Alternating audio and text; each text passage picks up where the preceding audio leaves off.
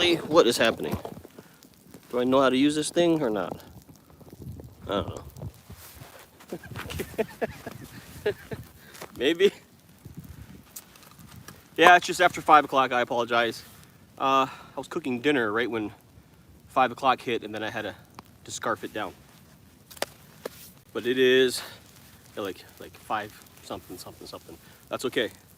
I know there's nobody on viewing right now. Actually, one person just popped in now. Again, sorry for running just a little bit late. Now, it looks like my campfire is a little washed out. Oh well, what are you gonna do? Gonna adjust it a little bit. You'll let a few more people pop in here. You know, like, hey, there's 3. You know, like 10 would be good. But you can see I'm camping. It's in winter. It's January 31st, and we're gonna just do this good. Hey, Crystal Ann, what's happening? Haven't seen you in a while, but then again, I haven't been around in a while either. So here at one of my local favorite state parks, Afton State Park in Minnesota. It's east of the Twin Cities. It's about a 35-minute drive for me, so just far enough away to where you get this wilderness experience. It's fairly quiet. You don't hear traffic too much, but you do get airplane traffic, and holy shit, I'm melting. Hold on. And there's a ski hill like right behind there. So in the middle of winter, like on a weekend, that ski hill is really going, and the lights from the ski hill kind of light up the area too. There are some deer walking around back there. They usually do through this campsite, but one, I got a couple days off, so of course I'm gonna, you know, hit a campsite, hit a trail or something like that. I am rocking the Ridge Runner back there. I'm actually hammock camping this time. I know I've been doing a lot of hot tent stuff, but it's only gonna be like 30 degrees tonight, 28, 30 degrees tonight, and that's just way too warm for a hot tent. Plus, I haven't taken that baby out in a little while, especially in winter, so I'm excited to sleep in it. I took a 20-minute nap in it earlier because I can. It's what I can do. But I wanted to talk about winter camping. And what does that mean? Winter camping doesn't necessarily mean you have to be in the Arctic frozen tundra north. There doesn't have to be snow. Hey Ben, what's happening, man? If you guys don't know Ben, he's with Hilltop Packs. Awesome custom backpacks. Bear bags are really huge. He's making a big splash in the hiking community. So check out Hilltop Packs, Mr. Ben McMillan there. But as I was saying, winter camping doesn't have to be like this. What if you live in Florida, Georgia, North Carolina? You're not going to look. It's not going to look like this, but that's okay. You're acclimated to your environment, right? So 40 degrees could be cold to you, and that's okay. Things might not freeze. That's okay. For you, that is cold. But that doesn't mean camping season has to end, right? Up here in Minnesota, it gets well below 0, 20, 30 below 0. And I found that I really enjoy camping in the wintertime, even at those temperatures. I've been on a hammock trip. I slept in my Ridge Runner last year at the Boundary Waters. It got down to nearly 30 below 0. I don't know who that was, but hey, what's happening? And we did fine. With the proper gear, you could do really fine. Now the hot tent craze. Let's go over hot tents really fast. Hot tents. Everyone and their mother and their uncle and their stepchildren have hot tents now. And they're the new, like Pomali and One Tigris, and there's a ton of them out there, even the cheapy ones on Amazon. They work. Are they the best thing in the world? Are they very durable? No. Do they retain a lot of heat? No. But that's not really what they're designed for. They're lightweight, which is nice, but it's getting people outside. What's up, Jeremy? Time for some basketball. Yeah, he refs all the damn time. But these hot tents are getting people outside. You know, oh my goodness, it's gonna be 10 degrees outside. I'm not going camping in that.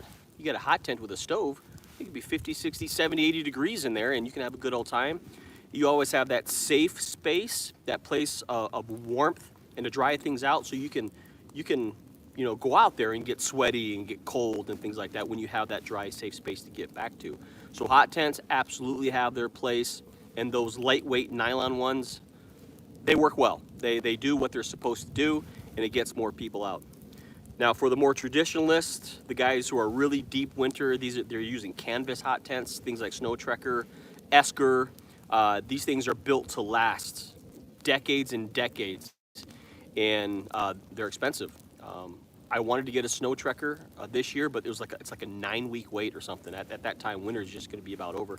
So I actually might order one in the spring so I can get it in the fall and use it next winter.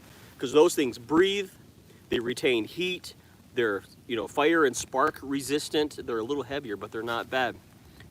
Texas hikes, what's up? It's a little different down there than it is up here. I'm very, very sure. But winter camping, what are the advantages of winter camping?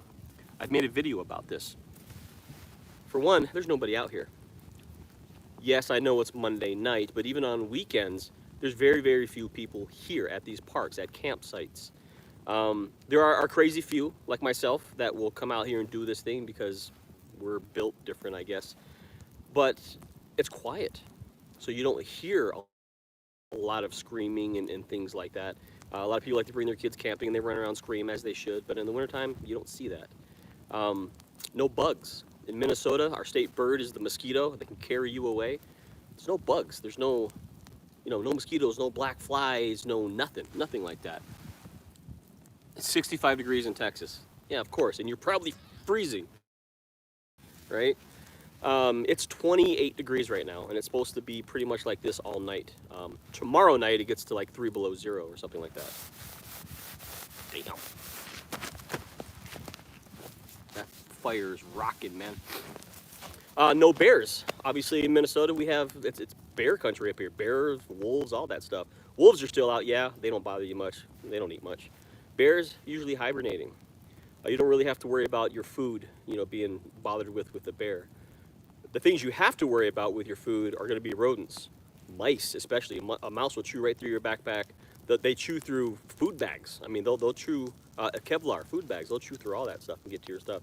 So I would highly recommend still hanging your food, but you don't need to do it, 10 feet off the ground, 5 foot from the tree trunk. Just get it up off the ground so the mice can't get to it, because they will.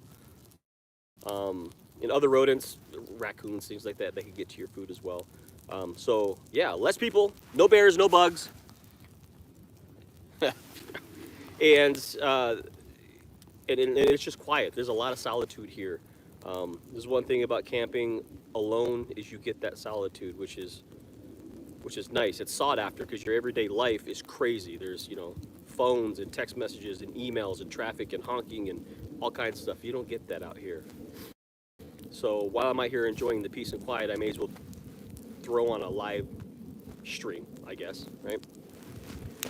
A couple of things about winter camping from how I set it up is I always go colder than what it's going to be. I have a 10-degree top quilt, 20-degree under quilt with an under quilt protector. That'll get me down quite a bit, and I'm a warm sleeper, so I think I'll be very, very, very comfortable tonight. I made the absolute best dinner. Phenomenal. Beef stew with a small, like, petite steak.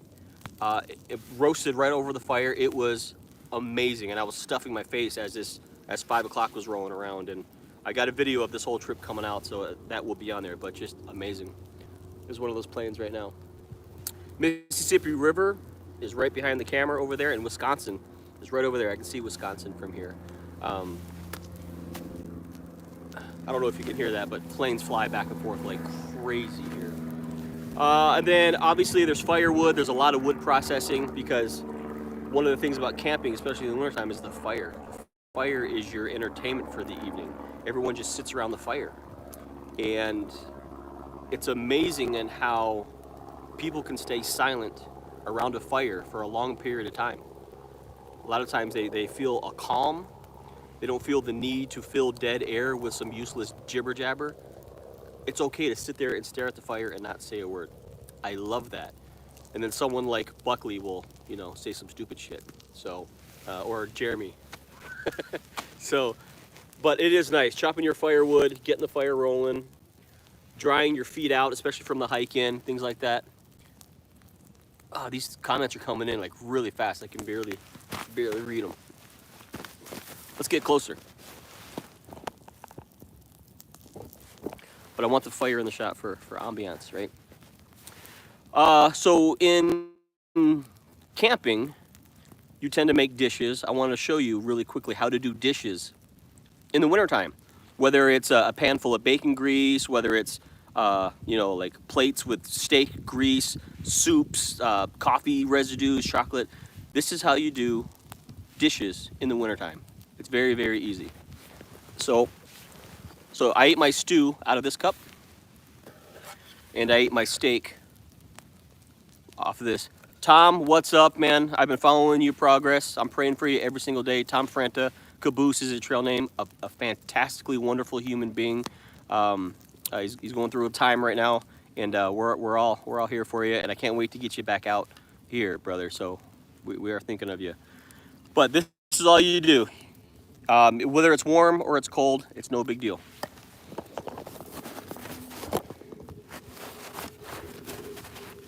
You take your dishes and you literally just fill it with snow. Snow is kind of abrasive, so you just get in there, use the snow to scrape and scrub everything. You can scrub the whole outside, the whole inside, and it'll get rid of bacon grease. It'll get rid of all that stuff. If it's something thick like bacon grease, just get a stick with an edge and you can use it as a scraper. You know, same thing with plates. The snow will soak up any moisture. It'll clean everything off, and your dishes are done in the wintertime. Very, very simple. You don't have to worry about soap and water and all that kind of stuff. Like warm water to wash dishes, that's only going to go so far because it's just going to turn into ice eventually, right? But snow is a fantastic abrasive to clean dishes. Metal cups, wood cups, plastic, any of that stuff. That's how I do dishes, at least in the wintertime, if you wanted to know.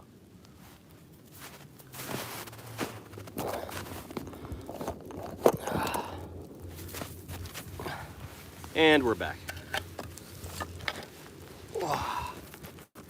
Got 13 people watching. Again, this is one of those impromptu things. I had a night off, decided to hop on the channel and do a live stream and just talk about winter camping.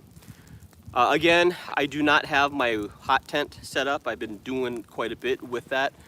Hiking with whiskers, awesome. Using snow, yeah, exactly. I didn't bring the hot tent out on this trip, mainly because, yeah, no green screens here, brother. No, sir. I don't have enough money for a green screen. But what was I saying? I didn't bring the hot tent because the hot tent I have is one Tigris. It's huge. It's giant. It's 7.5 feet tall, 12 feet. It's really big, and it's a lot of work for one person. And not only that, the stove that I have, it's a 20-pound stove, and I didn't feel like dragging all that in here, you know, in the sled and up this big hill and all this kind of stuff. And plus, like I said, it's only gonna be like 28 degrees tonight. Way too warm for a hot tent. Way too warm. Speaking of way too warm. Man, I'm gonna melt something by the time this is over. And I'm boiling here. But I do have a smaller hot tent coming. Actually, I just got a delivery notification. It just came in today. It's sitting at my place right now. So that's gonna be a lot easier to set up for solo trips. Less room, less work to set up, and it's much lighter as well. But I still have that 20-pound stove. That's not a backpacking stove. So if anyone has a titanium folding stove that they want me to use for free, just let me know and you can send it right over. But I think I may do a group winter camp here in hot tents. So if you're close to Minnesota and you have a hot tent, you want to come out and come to this park. I already talked to the park rangers. Just have a good old time. We'll do some potluck food and we'll just have a good time hanging out. Pomali, they have some great stoves. I actually might contact them and say, hey, I'm a big deal YouTube guy. Why don't you send me some free crap so they can ignore me? But I'll try. But I think I'm gonna do a group event. Try to get 4 or 5 guys out here, 4 or 5 tents, and just have one hell of a good time here. Everyone, we can bring some community food. Tom, if you're feeling better at that point, you can bring out your stove. We can get some awesome breakfasts and dinners going.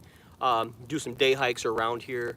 But I did talk with the park staff here, and they said, yeah, just let them know ahead of time that we're gonna have a bigger group here with these hot tents, and they said that they'll take care of it. The one downside to having a group get together here is firewood. We can't just go gather firewood. We actually have to buy it, and it's like $6 a bundle. So if you come up, just plan on buying like 3 bundles of wood or 4 bundles of wood or something, and that should last. Because wood inside of a stove burns longer, it goes longer. Open fires like this, it just churns through wood just like that, but these stoves burn really efficiently and you use less wood.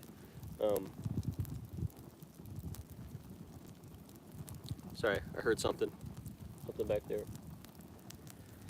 And the other things that you have to protect are exposure. Your hands, you know, when it gets really, really cold, you may be hot and warm because you're working and you're keeping your hands exposed. You can get frostbite without even knowing it. One of my good buddies always gets frostbite on his fingers. He just hasn't learned, and it just looks disgusting and it peels, but he just keeps on keeping on. You know who you are. But cover those things. When you're sleeping in a hammock where it's open and the cold is going to get to you, you want to make sure your face is covered. Oh man, I have to make dinner. See ya, thanks for stopping by. Just make sure you're covered, because exposed skin at your 10, 20 below zeros, it can actually freeze in like 5 minutes. It's insane. So just make sure, you know, you have that stuff covered. Usually right around this area, your exhale and the heat from your breath will keep this area fairly warm, but then you got to worry about moisture. So moisture mitigation and condensation is pretty important. What gloves do I have? You know what? I'll show you what gloves I have, because they are my absolute favorite gloves of all time.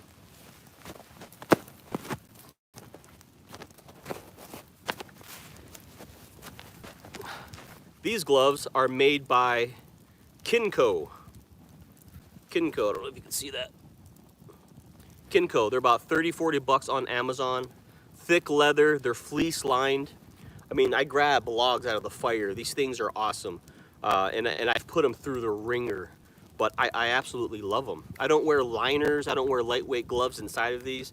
I literally do my chores barehanded, and then I just plunge my hands right into these, and they warm right up. These are like my go-to glove. Hey, the hiking guy, what's up? We gotta get you out here too, man. Absolutely. But these gloves are fantastic for camp chores, winter camping, bushcrafting, anything like that. I mean, these things are absolute workhorse of gloves. I'll leave a link in I think my last video, there might be a link for these in there. But these are absolutely awesome. Yeah, Kinco, K-I-N-C-O. K-I-N-C-O. They are on Amazon. Kinco. Yeah. But yeah, I absolutely love them. I lost them. I thought I wasn't going to have them for tonight, and I was kind of pissed off about it. But I do recommend these gloves. They're not hella expensive, so if you do ruin them, they're very easy to replace. And then also, your footwear is pretty important. You're welcome. Very icy, the conditions coming in here, especially at a state park. A lot of the trails are packed down. Wow. Hold on a second.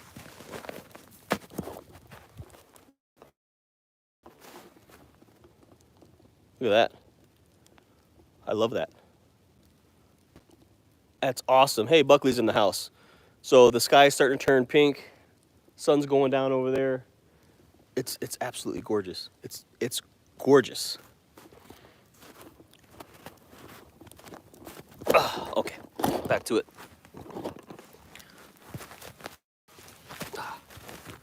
Boots. Obviously, you want your feet to be warm. But with these conditions, it's very icy. So you want some kind of traction device. These are Yak tracks. These are like the diamond grip, whatever. These are amazing. These will keep you from busting your ass on conditions like this. Because a lot of these trails, like they're worn from people hiking, and they do glaze over. And on a warm day like today, they could melt, and then it freezes, and it's crazy. Is something moving?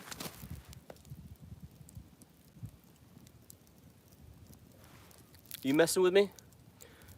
There's like deer all over the place. Sasquatch maybe, or is that Tim Buckley? But these things are a must-have in the wintertime for hiking in Minnesota. Killer. Hey, what's up, Devin? Devin from Backcountry Exposure in the house. Also GM of Waymark, another backpack company. Awesome stuff. But get your traction devices so you don't break your stuff. And then make sure that you bring extra socks. Because a lot of times on the hike in, your feet, they sweat, they get warm. So now you're coming in with moist feet. Or what you can do, is which is why one of the best things to having a fire in the winter is,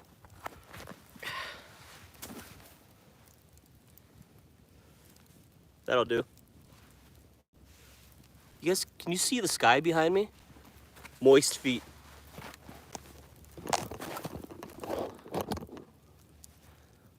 What?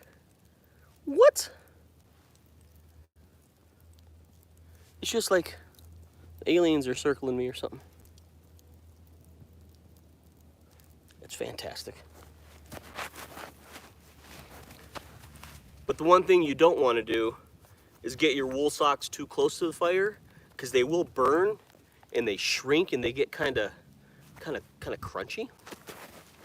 So just be sure you don't do that.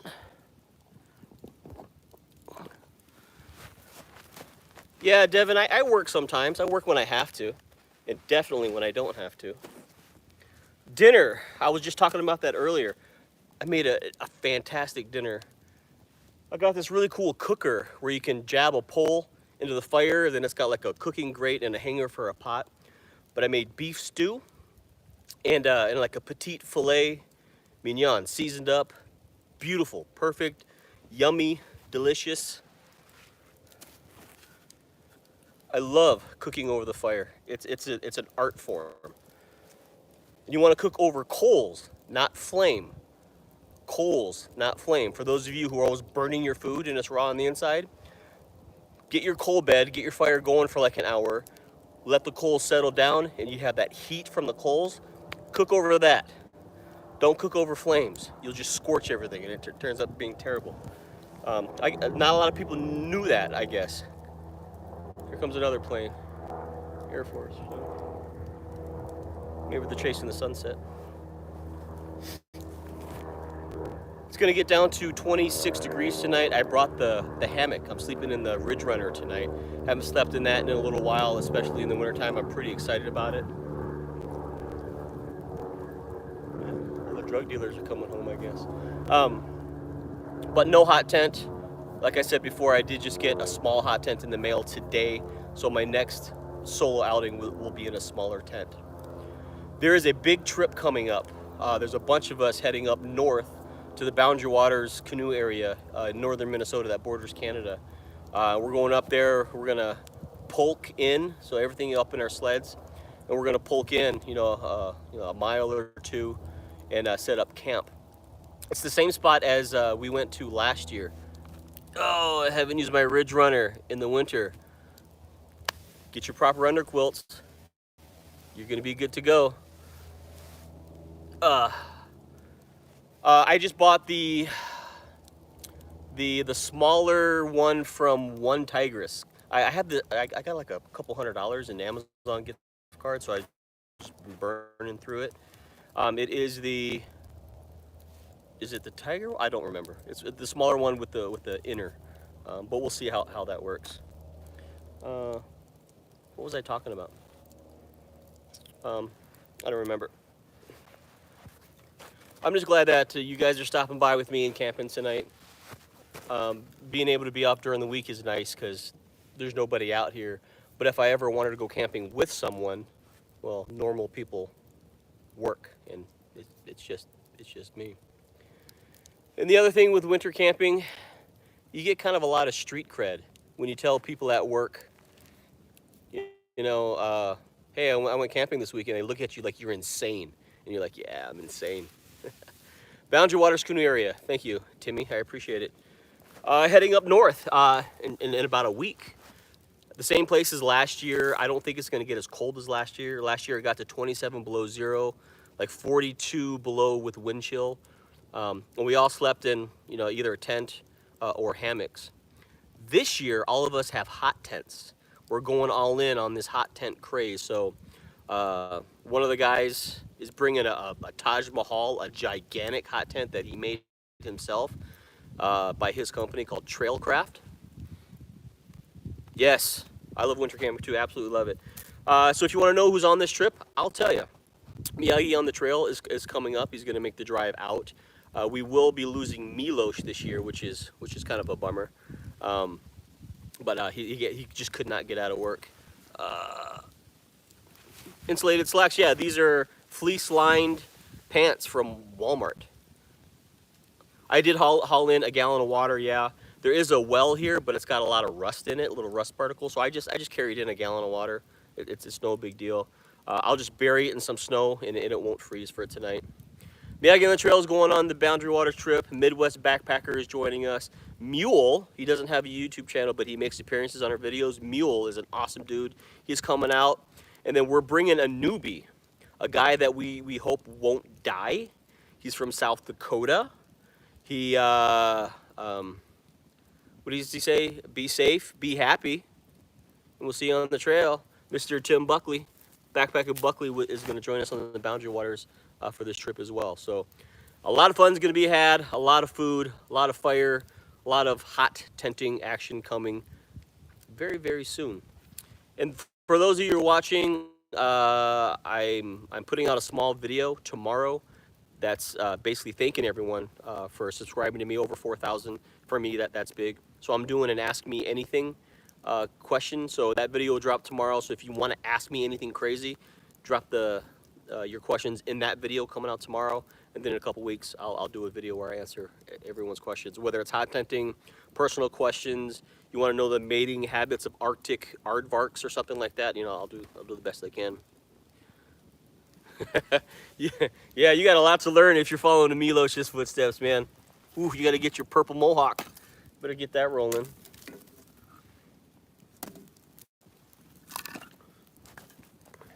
And just to recap a little bit, like I said, I think I'm going to do a hot tent camp here at this park next month sometime.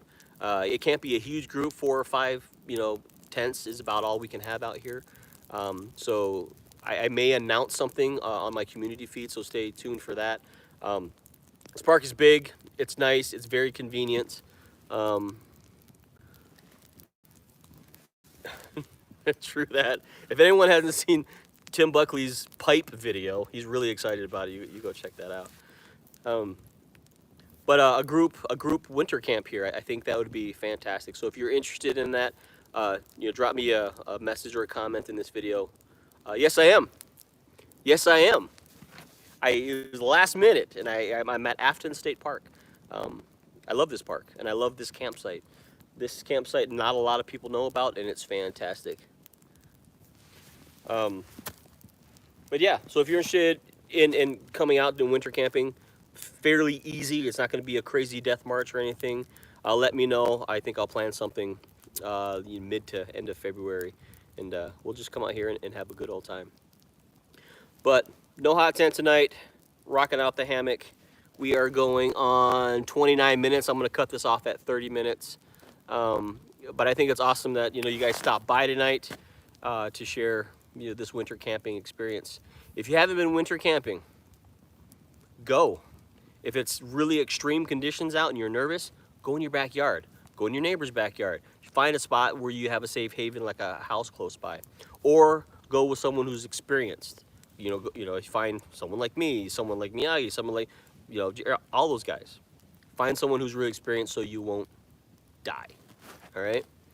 So from Virginia, I'd be down. You can make the trek across to the tundra, right? But anyways, thank you so much for stopping by. I really appreciate it. I'm just gonna enjoy the rest of my night. I'm gonna get this fire blazing, maybe try to burn a treetop down, and just burn all the wood that I bought. So thanks for stopping by. Get out on trail. Happy Monday.